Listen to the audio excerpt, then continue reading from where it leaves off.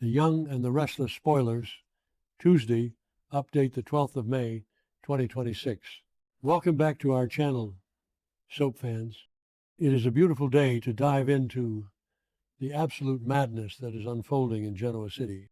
We have been tracking these storylines all week, and the drama has officially reached a boiling point. Grab your coffee, get comfortable, and let us unpack every single shocking moment together. I am losing my mind right now. Seriously, I just finished watching the latest episode and my fingers are flying across the keyboard because I absolutely cannot hold this in. Are you guys seeing what I am seeing on our screens? Because I feel like I am taking crazy pills. We need to talk about this right now. I mean, I have been watching this show for years, literally since 2015, and I have seen some wild stuff in my time. But the sheer level of chaos they are throwing at us this week, it is completely off the charts. I am half celebrating and half complaining, but mostly I just need to vent to people who actually get it. So buckle up, because I have opinions and I am not holding back tonight. Let us start with the absolute most unhinged moment of the week. I cannot believe they did that. I cannot believe the writers actually put Patty Williams and Matt Clark in the same room. And not just in the same room, but making hard eyes at each other at crimson lights? Are you kidding me? Am I the only one who screamed at the television when that happened? Let us just process this for a second. Matt Clark, the absolute psycho who just wreaked havoc in Las Vegas, who literally planted poison drugs to kill Nick, chained up Sharon and Noah in an abandoned gas station, and then tried to fake amnesia when Noah punched him in the face. That Matt Clark, he is just casually hanging out at the coffee shop. How is he even out on the streets? And they smiled at each other. A genuine, terrifying, psycho meets psycho smile. I am terrified, but I am also entirely here for it, because think about it. Matt hates the Newmans with a burning passion, and Patty hates pretty much everyone, but she has a special brand of crazy reserved for anyone who crosses her path or gets in her way. Remember when she poisoned Summer Newman years ago? Yeah, Phyllis definitely has not forgotten that little detail. If Patty finds out that Matt is dedicating his life to destroying Victor and the Newman family, she is going to latch onto him like a moth to a very, very dangerous flame. I know some people are loving this potential villain power couple, but personally, I am terrified for the rest of Genoa City. This is a match made in actual soap opera hell. Two absolute lunatics teaming up? The city is not ready. But wait, I am getting ahead of myself. Okay, back to the point. Let us talk about my absolute queen, Phyllis Summers, because I am so frustrated with how Victor is treating her right now. He is completely crossing the line with this AI-generated email blackmail scheme. Victor and Victoria cornering Phyllis, slapping down a folder of completely fake, fabricated evidence and threatening to send her to prison. It makes my blood boil. And they are using the new district attorney to do it. And who is the new DA? Christine the Bug Blair. Of course it is, because Victor knows exactly how much Christine hates Phyllis. It is a total setup from start to finish, and it is so incredibly dirty even for Victor Newman. So Michael Baldwin, bless his stressed out heart, is sitting in Phyllis's office trying to be the voice of reason. He is literally telling her to take the deal, to hand over her company, Newman Enterprises, or Summers Corp., whatever Victor is trying to steal this week, just to stay out of a jail cell. Michael is terrified because he knows Christine will subpoena Billy and Kane, And those guys will definitely testify against Phyllis after everything she has done to them in the past. Michael is looking at the legal reality and panicking. But Phyllis? My girl Phyllis looks him dead in the eye and says she has a better plan. Yes, do not give up, Phyllis.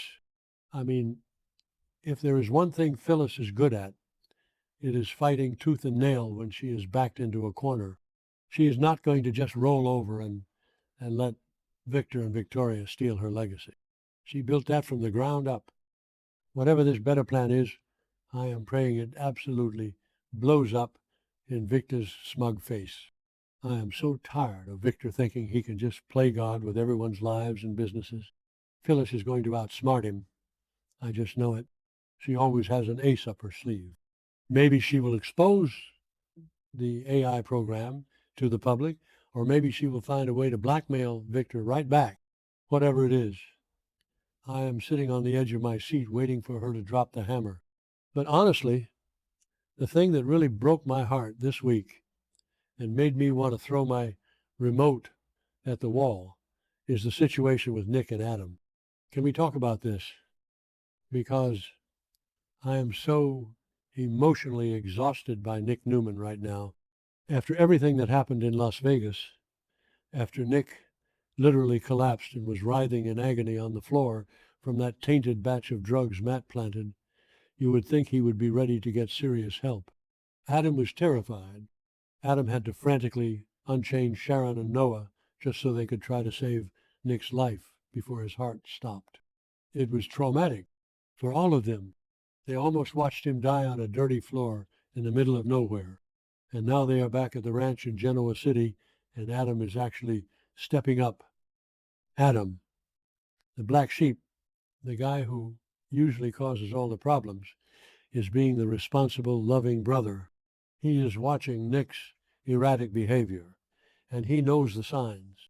He knows Nick is hiding something, so Adam asks him straight up if he has relapsed, and Nick gets so defensive.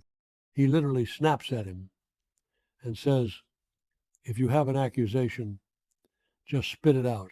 Oh, Nick, stop it. Just stop it. We all know you are lying. You are gaslighting the brother who literally just saved your life. I am sorry, but Nick, constantly playing the victim while simultaneously refusing to take accountability, is driving me insane. He keeps telling everyone he is fine. He told everyone he was fine when he was stealing fentanyl from the storage unit in Vegas, too. And look how that turned out. Adam has every right to ask these hard questions. I know Adam has done terrible things in the past. Do not even get me started on the whole RZA kiss and how Chelsea is going to react to that mess. But right now, Adam is completely in the right. He almost lost his brother. He is traumatized, and Nick brushing him off and acting insulted is just classic Nick behavior. Remember when they tried this addiction storyline with other characters? The denial is always the worst part to watch. You just want to shake them through the screen because, let us be real, Adam is still reeling from the entire Vegas nightmare. He had to play Matt's twisted games, he had to reconnect with his dark side, and he had to look his dying brother in the eyes. When Adam asks Nick if he is using again, it is not coming from a place of malice or competition. It is coming from pure, unadulterated fear. And Nick's pride is just too massive to admit he needs help. I am dreading where this is going because Nick is absolutely going to spiral and he is going to drag Sharon down with him again. Sharon just survived being held hostage by Matt, and now she has to deal with Nick's relapse. Give the poor woman a break. And speaking of people who need a break, let us circle back to the absolute circus that is the Abbott family right now, which makes Patty's return even more chaotic. Patty is already causing a massive hurricane for Jack and Diane after sleeping with Jack on that boat. Diane is furious. Jack is panicking about a divorce, and Nikki is somehow caught in the middle of it all. The entire Abbott mansion is basically a war zone right now. And in the middle of all this family trauma, Patty is out here finding a new boyfriend in Matt Clark. I cannot, I literally cannot. I am telling you, this chance encounter at Crimson Lights is the match that is going to light the powder keg.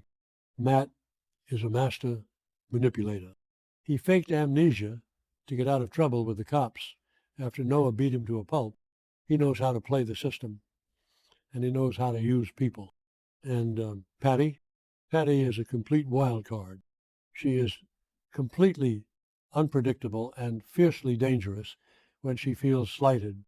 If Matt realizes that Patty hates the Abbotts and has a history of violence, he is going to weaponize her. He is going to point her right at his enemies and pull the trigger. Can you imagine Patty and Matt teaming up to take down Victor Newman and Jack Abbott at the same time?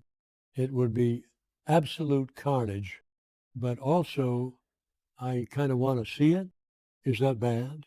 I do not even care anymore. Bring on the chaos. This show is just giving us everything right now. The emotional stakes with Nick and Adam are so high and so heartbreaking.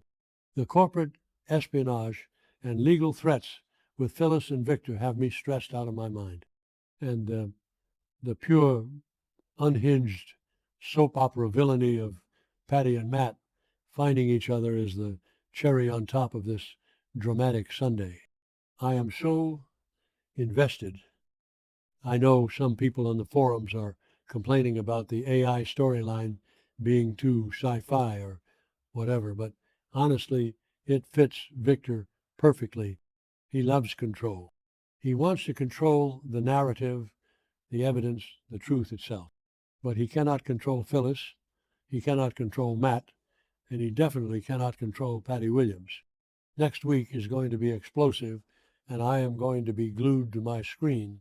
Let me know if you guys are as stressed out as I am, because I seriously need a support group for this show right now.